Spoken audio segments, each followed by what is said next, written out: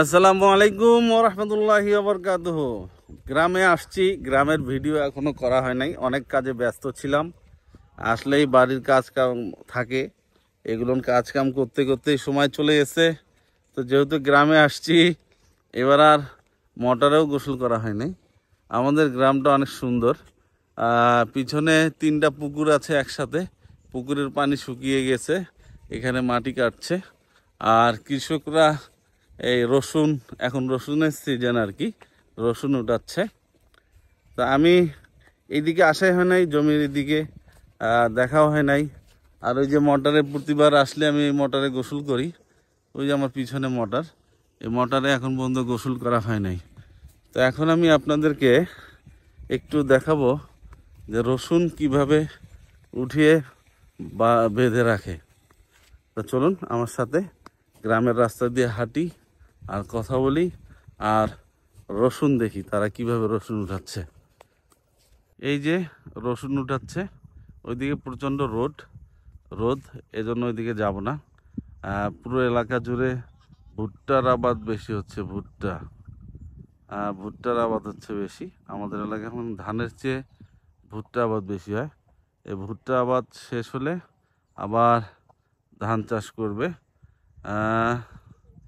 এই যে রসুন উঠাচ্ছে, আমি বেশি কাছে যেতে যাচ্ছি না, কারণ প্রচণ্ড রোদের কারণে আমি যাইতে পারতেছি না এই রোদ্রে। আর তারা কিভাবে এত কষ্ট করে তারা রসুন উঠাচ্ছে, তাহলে বুঝতে হবে যে কৃষকরা যে আমাদের প্রাণ, তারা যে কত কষ্ট করে আমাদের জন্য, এটা তাদের দেখেই বোঝা যায়। তা আমি একটি স্যালো মেশিনের ওদিকে যাচ্ছি, আজকে নিয়ত আছে স্যালো মেশিনে গোসল করব। আকাশটা অনেক সুন্দর, প্রচণ্ড রোদের মাঝে চান্দি গরম হয়ে যাচ্ছে আমার, কিচ্ছু করার নাই, যেহেতু আসছি একটু বাইরে। এই জন্যই গ্রামের ভিডিওগুলো ছাড়তে আমার একটু দেরি হচ্ছে, কেননা অনেক রোদ, প্রচণ্ড রোদ ওঠে। এই রোদের কারণে, আবহাওয়া চেঞ্জ হওয়ার কারণে আমি প্রায় ঈদে অসুস্থ হই। এই জন্য এবার একটু দেখে শুনে চলছি, যাতে করে অসুস্থ না হই। আল্লাহ তাআলা যেন সুস্থ রাখেন, এই জন্য বেশি রোদ্রে আমি যাচ্ছি না।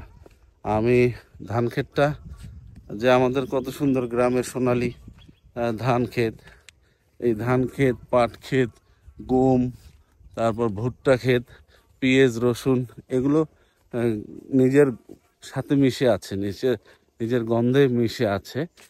কৃষকের কষ্টের বিনিময়ে আমরা কিছু খেতে পারি, বেঁচে আছি।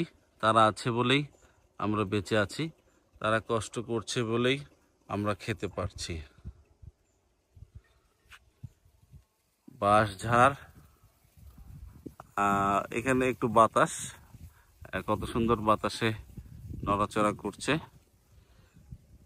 এই বাতাসটা, প্রকৃতির বাতাসের সাথে ফ্যান, এসির বাতাসের কোনো দাম নাই, প্রকৃতির বাতাসের মূল্যই আলাদা।